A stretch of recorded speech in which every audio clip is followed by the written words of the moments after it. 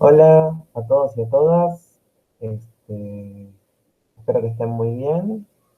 Mi nombre es Luca Terraciano. Bueno, la mayoría ya me conoce, algunos por ahí no, pero nada, yo hoy les voy a presentar la clase del trabajo práctico número 7 de, de PP de Química Inorgánica, que trata sobre los halógenos, ¿sí?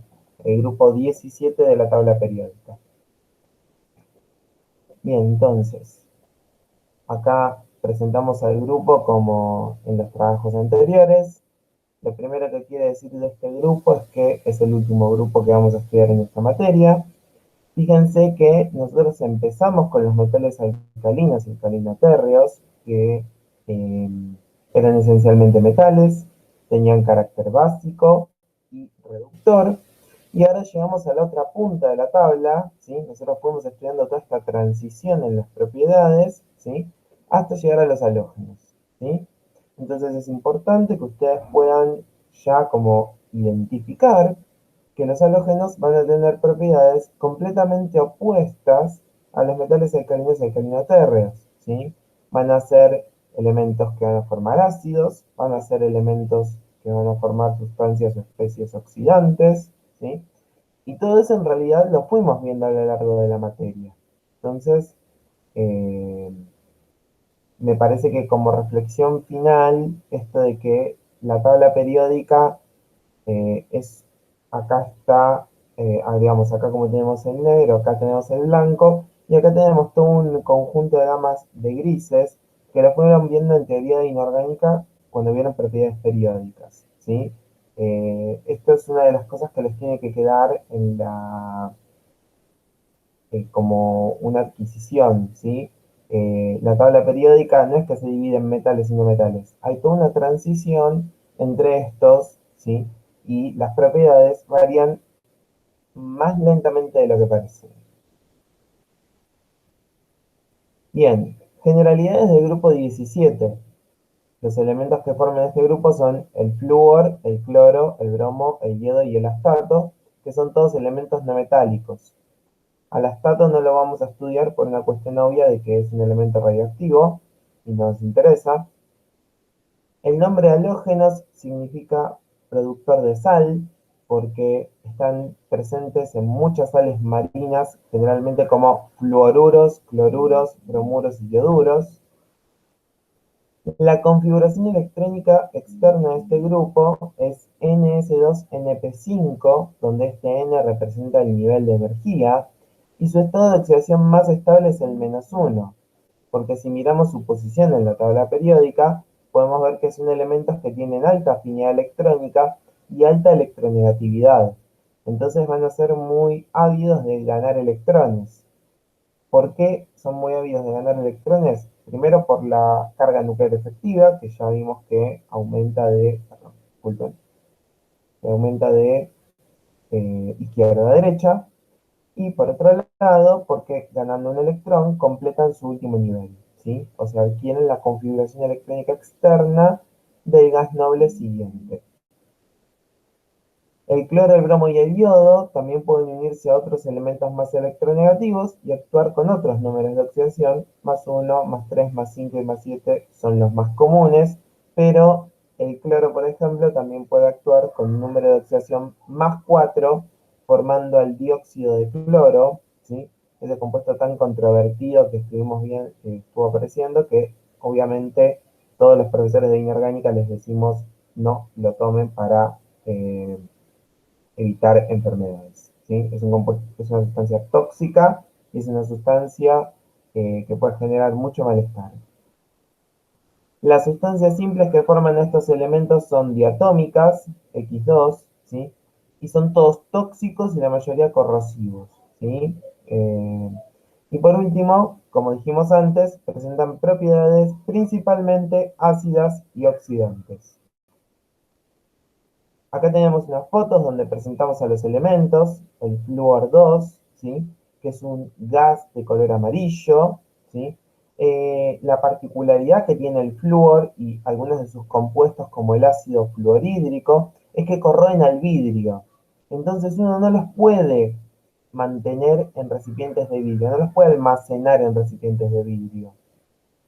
El cloro es también un gas de color, si bien en la foto parece muy similar, es más verdoso que amarillo, y eso hace como que pueda distinguirse cuando están bien concentrados los gases. Es un gas más denso que el flúor, ¿sí? Más pesado, tiende a descender más que el flúor, y el cloro sí puede almacenarse en recipientes de vidrio, no tiene el problema que tiene el flúor. El bromo es un líquido de color rojo fumante, ¿sí? Fumante quiere decir que desprende vapores de sí mismo, como se ve acá en la foto, ¿sí? Estos vapores naranjas son vapores del bromo líquido, ¿sí? El bromo también se disuelve en solución acuosa formando soluciones de color naranja, como estas, y en solventes orgánicos forma soluciones de color rojas, como esta. Y por último tenemos al yodo, que el yodo es un sólido cristalino de este color plateado, ¿sí? O gris, eh, que tiene la característica de que puede volatilizarse y formar este gas de color violeta, ¿sí? Esto es muy característico del yodo. El yodo en solución acuosa tiene este color también medio pardo o anaranjado, y en solución orgánica tiene este color más violáceo, más violeta. Algo que no les dije, disculpen, es que acá hay cloro, se ve que esta es solución acuosa de cloro, tiene color también amarillo verdoso. Algunas propiedades de los dihalógenos. Cuando hablamos de los dihalógenos, nos referimos a los X2, donde esta X representa al cloro, al bromo, al yodo o al flúor, y es que están formados por moléculas no polares, y esto explica su baja solubilidad en agua y su alta solubilidad en solventes poco polares o no polares, como el tetracloruro de carbono, que es un solvente orgánico que tiene esta fórmula química, ¿sí? Este es uno de los solventes más usados para caracterizar los halógenos. Tiene esta estructura y esta geometría tetraédrica, y se puede ver con el análisis de la TREPEV y el momento dipolar, que su momento dipolar es igual a cero. El flúor y el cloro, como ya vimos, son gaseosos. El bromo es un líquido rojo fumante, y el yodo es un sólido que se volatiliza en un gas violeta y puede sublimar formando cristales nuevamente. Esto lo vamos a ver cuando veamos la obtención de yodo, pero ya lo vimos en la diapositiva anterior. Todos los dihalógenos son principalmente oxidantes, ¿sí? Ya que tienden a reducirse a su número de oxidación -1, formando a los halogenuros. Los halogenuros son los X-. X nuevamente representa cloro, bromo o yodo, ¿sí? O sea, el halogenuros es el nombre genérico de fluoruros, bromuros, cloruros y ioduros. El poder oxidante disminuye al aumentar el Z, esto lo vamos a ver ahora en unas diapositivas más con más detalle. Y todo forman soluciones acuosas ácidas, esto también lo vamos a ver con un poco más de detalle en unas slides que siguen. Entonces, veamos un poco las propiedades ácido-base. En solución acuosa, los halógenos reaccionan en agua generando ácidos, ¿sí? Si recordamos el flúor y el agua, esto sería una reacción de desplazamiento simple, donde el flúor desplaza al oxígeno, ¿sí? Y lo que se forma es ácido fluorhídrico, es ácido fluorhídrico, más oxígeno.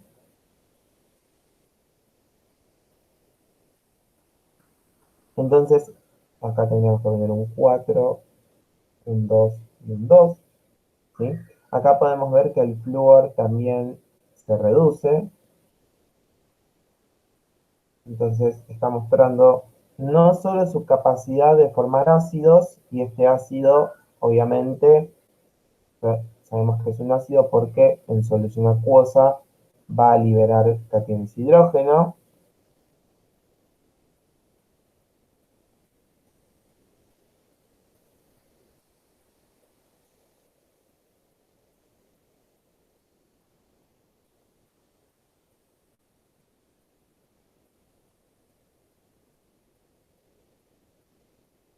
¿sí? Eh, Bien, entonces el flúor genera ácido fluorhídrico, el ácido fluorhídrico libera cationes de hidrógeno y esto explica el carácter ácido del flúor. Con el cloro, y de manera similar el bromo y el yodo, ¿sí? Pasa algo un poco distinto.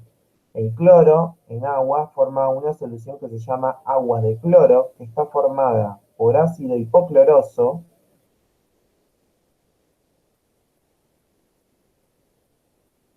y ácido clorhídrico.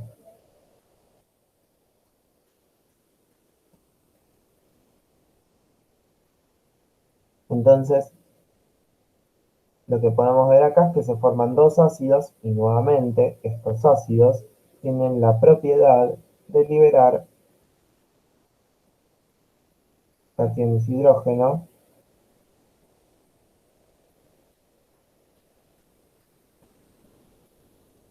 y por ende muestran que el cloro tiene propiedades ácidas.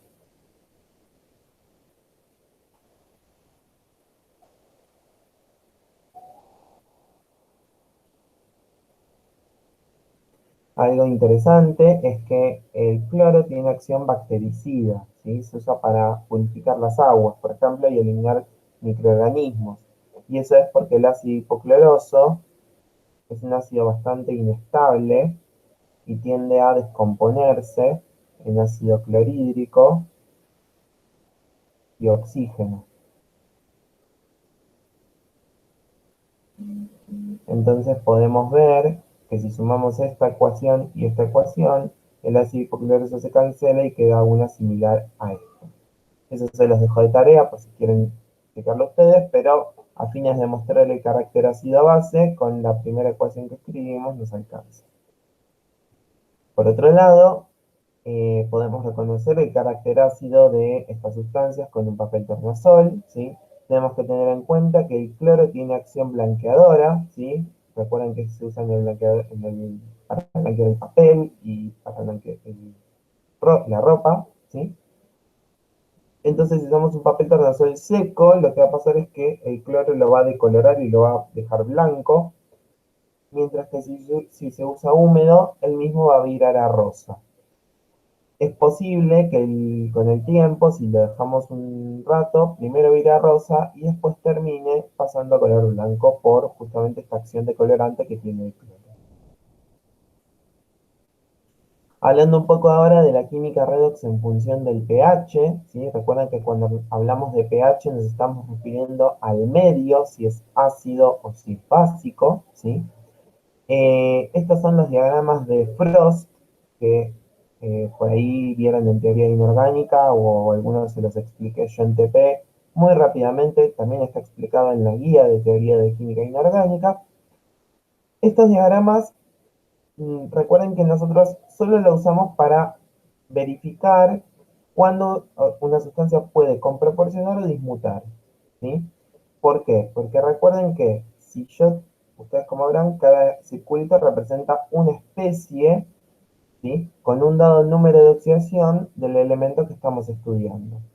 Entonces, acá por ejemplo tenemos el cloruro, que es el -1, el cloro, que es el 0, el ácido hipocloroso, que es el +1, ¿sí? Y obviamente depende del medio. Fíjense que acá marcamos con la línea, el azul corresponde al medio básico y la roja representa el medio ácido. ¿Y cómo usamos este diagrama? Lo recuerdo rápidamente. Si yo miro una especie y las especies vecinas están por debajo, por ejemplo, si tenemos esta figura, trazando una línea entre los vecinos, esta especie dismuta en sus vecinos. Por ejemplo, este, este clorato, perdón, este clorito, el clorito, si trazamos una línea entre los vecinos, podemos ver que queda por encima de esta línea que trazamos. Entonces, este tiende a dismutar en hipoclorito y en clorato. Recuerden que la dismutación consiste en una reacción redox donde la misma especie se oxida y se reduce a dos diferentes. En este caso, el clorito se reduce a hipoclorito y se oxida a clorato. Por otro lado, si la línea queda por encima, por ejemplo, tenemos, acá falta un menos que se ve que quedó oculto por la línea verde. Si trazamos una línea entre el hipoiodito y el periodato, fíjense que el iodato queda por debajo.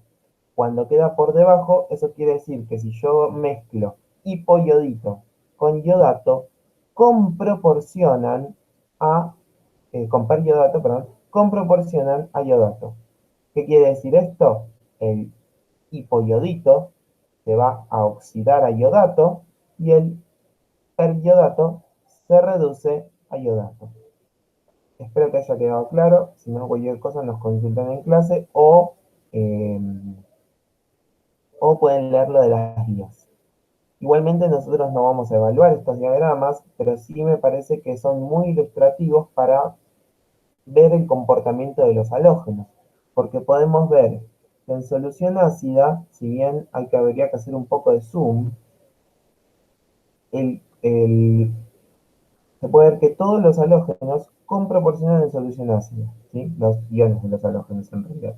El ácido hipocloroso y el cloruro comproporcionan a cloro, el ácido hipobromoso y el bromato con el bromuro comproporcionan a bromo, el ioduro con el ácido hipoyodoso y el iodato comproporcionan a yodo, ¿sí? Esto es el medio ácido, y en medio básico se puede ver que el comportamiento es al revés, porque fíjense que esta línea roja sigue, que sigue por acá, corresponde al medio ácido, y esta línea azul corresponde al medio básico. Si yo trazo la línea que une al cloruro con el hipoclorito, veo que el cloro queda por encima, entonces este cloro dismuta, con el bromo pasa lo mismo, dismuta, y con el yodo pasa lo mismo, dismuta.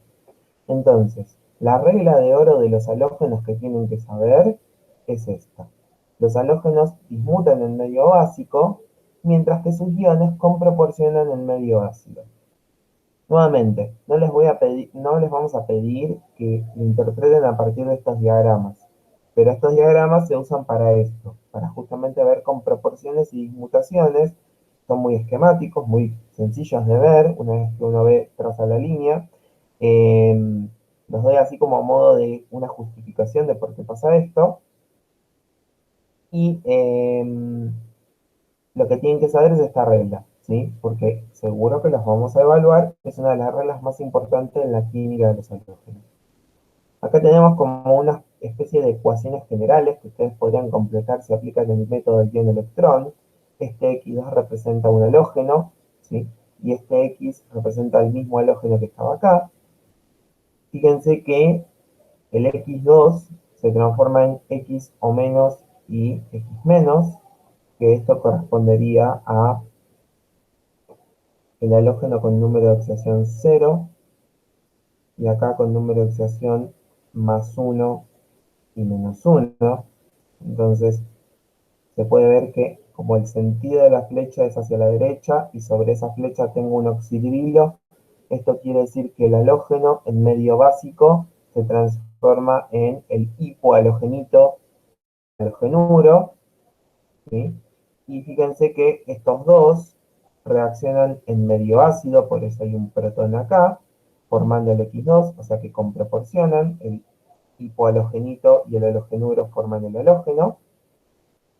Y esta reacción se da solo para el caso del cloro en medio, cuando estamos a temperaturas frías, ¿sí? A temperatura ambiente, el cloro 2, ¿sí? Va a dismutar en hipoclorito y en cloruro, o sea, esta X la tengo que representar por cloro, y en medio ácido, el hipoclorito y el cloruro comproporcionarán a cloro.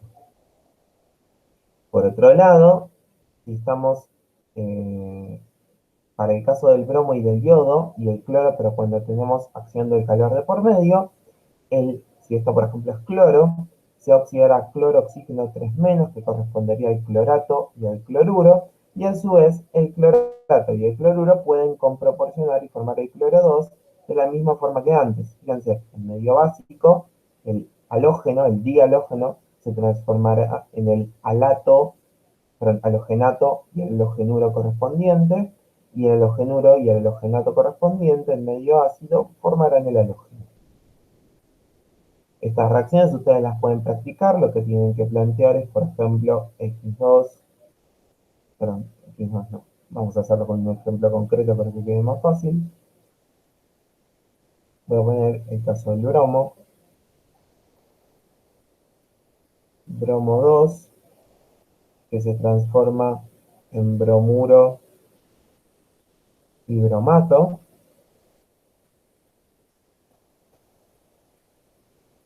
Esta reacción ocurre en medio básico, porque es la dismutación, y lo que tienen que hacer ustedes es balancear por el método guión-electrón.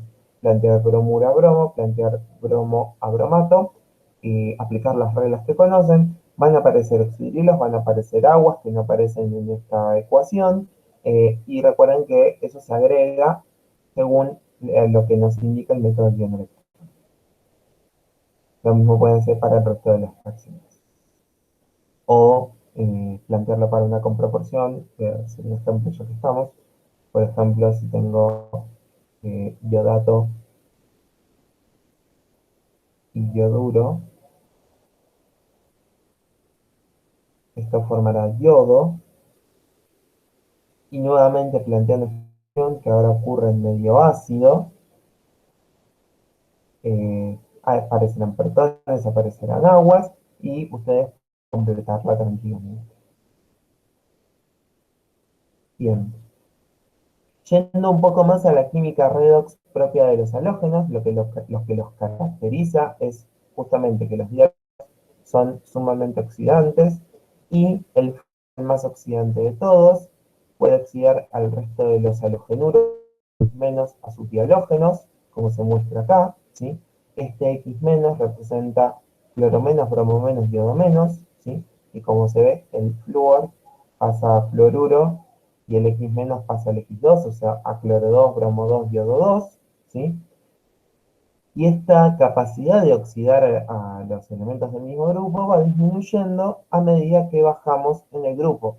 El cloro puede oxidar al bromo menos y al yodo menos, a los bromuros y a los ioduros, pero no al fluoruro, y el bromo solo puede oxidar al yoduro. ¿Sí? Recuerden que en el grupo viene flúor, cloro, bromo y yodo.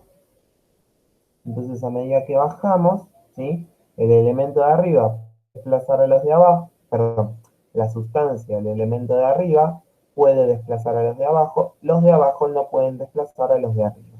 ¿Sí?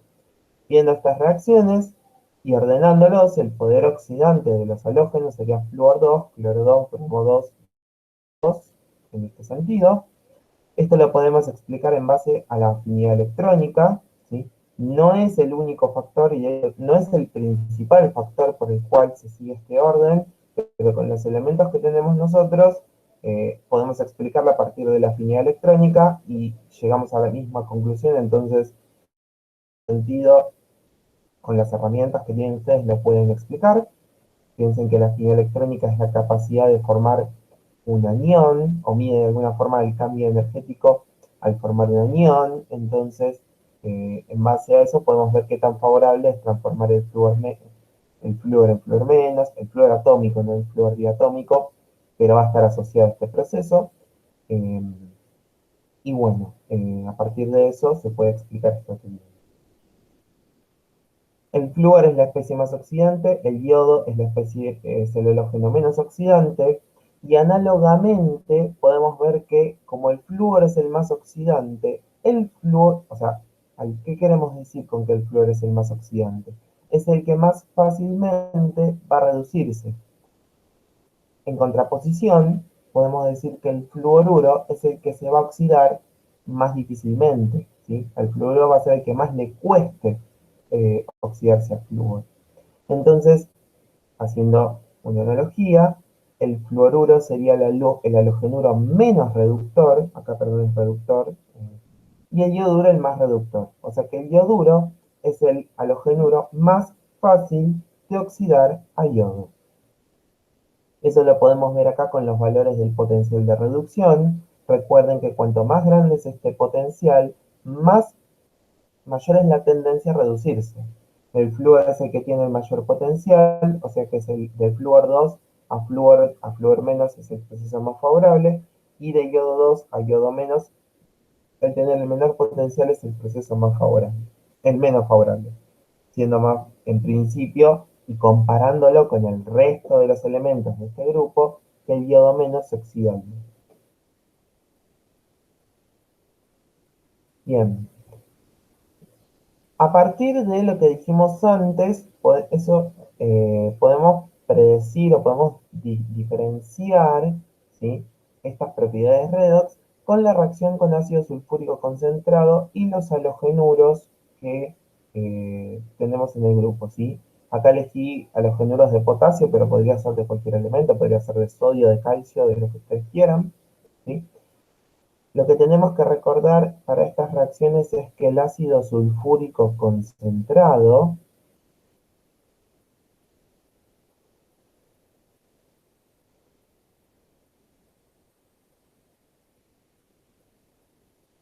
tiene como agente oxidante al sulfato, que se reduce a dióxido de azufre, ¿sí? Con ácido sulfúrico diluido, los halogenuros no reaccionan. Y lo que podemos ver es que, justamente que dijimos, cuando bajamos en el grupo, se vuelven más reductores, ¿sí?, en los halogenuros. El flúor no se oxida tan fácilmente, el cloro un poquito más fácil, el bromo más fácil y el iodo es muy fácil. Entonces, podemos ver que con fluoruro y con cloruro, los productos de estas reacciones son fluoruro de hidrógeno, disculpen, fluoruro de hidrógeno y sulfato ácido de potasio, cloruro de hidrógeno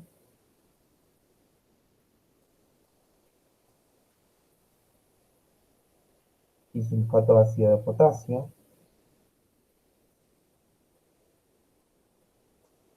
Con bromuro se obtiene no bromuro de hidrógeno, sino que se obtiene bromo y dióxido de azufre. Y con yoduro se obtiene yodo y dióxido de azufre. Estas dos reacciones habría que balancearlas por el método de ion-electrón para que estén juntas. Esto también, bueno, estas las voy a escribir solo por cortesía. Serían, si yo no estoy mal, esta me daría sulfato de potasio y agua.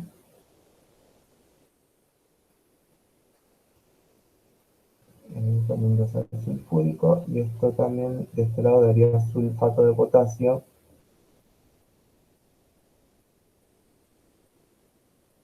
y dos aguas. Entonces, ¿cuál es la diferencia que vemos en estas reacciones? En estas dos, ¿sí?, donde los halogenuros son menos reductores, no ocurre una reacción redox, sino que tiene lugar una reacción de desplazamiento simple, perdón, de doble desplazamiento. Fíjense, el fluoruro se une al hidrógeno y se forma fluoruro de hidrógeno, que es volátil y se desprende como gas. Con cloruro se desprende cloruro de hidrógeno gaseoso, que se desprende como gas, ¿sí? Esto es porque el sulfúrico no es tan oxidante y no puede oxidarlos a los halógenos, pero como el bromuro y el yoduro son más reductores, ¿sí?, se oxidan con mayor facilidad, ¿sí?, el sulfúrico concentrado puede oxidarlos, el bromuro a bromo, el yoduro a yodo, y formar dióxido de azufre. ¿Cómo podríamos reconocer estas reacciones? Bueno, fácilmente. El bromo va a ser un líquido rojo y el yodo va a ser un gas violeta, si calentamos. Estas dos las podríamos reconocer porque no se forman gases de color verdoso o amarillo, y además, en particular, el ácido fluorhídrico dijimos que disuelve el vidrio. Nuevamente, lo importante es que estas no son redox. Uy, disculpen.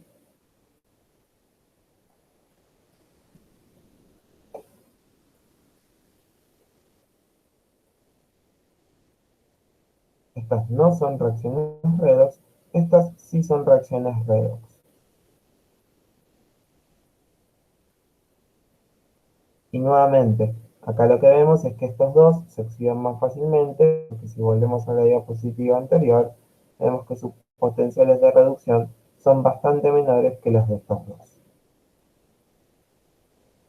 Bien, ¿cómo se obtienen los dihalógenos? Bueno, el flúor solamente puede obtenerse por métodos electroquímicos, ¿sí? Son métodos que descomponen las sales de flúor o los compuestos de flúor mediante electricidad.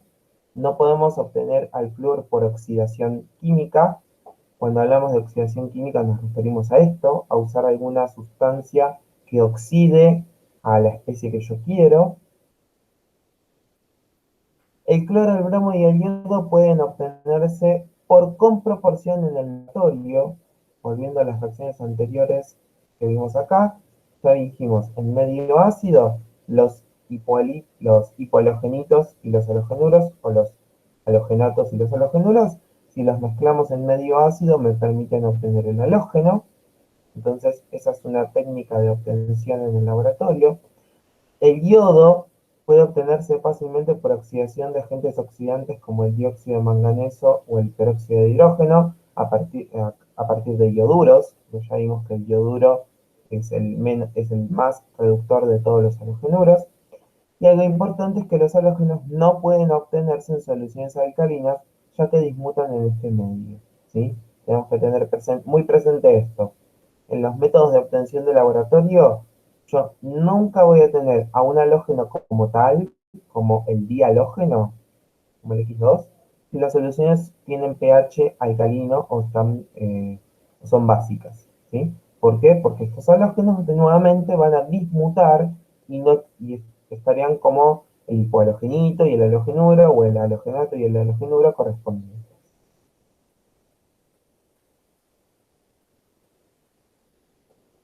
Obtención de yodo en el laboratorio. Este es es una de las cuestiones que abordamos en el trabajo práctico, ¿sí? La estoy presentando porque me parece que es uno de los métodos más emblemáticos y que nos sirve para ilustrar consideraciones experimentales, ¿sí? El yodo se obtiene por reacción entre el yoduro de potasio y el dióxido de manganeso, justamente en solución ácida, ¿sí? Fíjense que se genera yodo sólido en esta reacción, y para separar a este yodo sólido, ¿sí? Lo que hacemos es calentar. El yodo, cuando se calienta, tiende a volatilizarse y formar yodo gaseoso. Entonces, esta es una forma fácil de separar al yodo sólido que queda con toda esta mezcla de reactivos, eh, para obtenerlo más puro, ¿sí? O para no tenerlo acompañado de todos estos productos de la reacción. El esquema que usamos, del aparato que usamos es este, ¿sí? Donde fíjense, en este vaso de precipitados se colocan estos reactivos. Los reactivos van en este vaso, se mezclan, se calienta, se coloca el Erlenmeyer antes de empezar a calentar, y este Erlenmeyer tiene agua. Entonces, ¿qué es lo que va a pasar? El yodo se va a formar ni bien estas sustancias entren a reaccionar. El calentamiento sirve para volatilizar el yodo, que va a empezar a salir como este gas violeta, y sobre la base de este Erlenmeyer, que va a estar más fría, se va a empezar a depositar, porque sublima, como cristales. Digamos, estos cristalitos que se ven acá. Una forma de reconocer fácilmente al yodo que se forma, ¿sí? Además de por el gas violeta y por los cristales, es porque con soluciones de almidón forma un color azul, ¿sí? El yodo se reconoce usando almidón como indicador, porque justamente forma soluciones de un azul bastante eh, lindo. Y por último, y para terminar, ¿sí? Tenemos la obtención de ácido clorhídrico en el laboratorio, que como ya vimos en las reacciones anteriores, se puede llevar a cabo con algún cloruro, en este caso usamos cloruro de sodio y ácido sulfúrico, que genera sulfato ácido de sodio y cloruro de hidrógeno. ¿Qué es lo que pasa? Nosotros mezclamos esto en un tubo quitasato. El tubo quitasato va a desprender el cloruro de hidrógeno, que se separa del producto y de los reactivos que no hayan reaccionado, de los reactivos en exceso, y lo ponemos en un tubo que puede estar que está derecho porque el cloruro de hidrógeno es más denso que el aire. Este cloruro de hidrógeno lo podemos disolver en agua y esto forma la solución de ácido clorhídrico. El cloruro de hidrógeno es un gas que es muy soluble en agua, entonces si lo invertimos en un cristalizador con agua, vamos a ver que el nivel del líquido en el tubo va a subir. Esto ya lo charlamos un poco cuando vimos amoníaco, que pasa algo similar. El cloruro de hidrógeno y el ácido clorhídrico tienen carácter ácido, ¿sí? Esto lo podemos verificar con un papel tornasol, o sea que el desprendimiento del gas acá lo podemos verificar con un papel tornasol. Y el ácido clorhídrico puede reconocerse porque forma un precipitado blanco cuando me lo mezclamos con nitrato de plata de cloruro de plata. El ácido sulfúrico, por ejemplo, no forma este precipitado blanco o lo forma con cantidades muy grandes de sulfuro. Esto es un pantallazo de todo lo que vimos, de todo lo que tienen que saber de halógenos, ¿sí? Por favor, lo más importante, voy a recalcarlo, es lo de recordar esta regla de qué le pasa a los halógenos, porque es muy importante, no solo para esta materia, sino para la que sigue. Vamos a hacer también hincapié en que puedan explicar las tendencias en las propiedades oxidantes del grupo, y obviamente estos aparatos pueden, que charlamos recién, las consideraciones experimentales también es algo que está bueno que adquieran porque cuando volvamos a la presencialidad, ustedes les va a tocar hacer unas semanas de laboratorio y seguramente vamos a aplicar alguno de estos conceptos. Entonces, si bien no tienen que recordar, o sea, no es la idea que en este momento recuerden de memoria que el cloruro de hidrógeno es más denso que el aire como un dato memorístico, sí que pueden interpretar que si yo obtengo un gas con un tubo derecho, sin invertir, es porque ese gas es más denso que el aire. Si yo invierto un tubo con gas en el líquido y el líquido sube, es porque ese gas es soluble en agua. Si puedo aprovechar alguna propiedad como la volatilización, en este caso del yodo, ¿por qué ponemos una red media acá? Esas son las cuestiones que hay que prestar atención. Espero que este video les haya servido. Ante cualquier cosa, tenemos una clase más de consulta antes de la evaluación, así que cualquier cosa lo estamos charlando en esos espacios. Vamos a guardar esto y les estamos en esta clase próximamente. Les mandamos un saludo y esperamos que sean muy bien.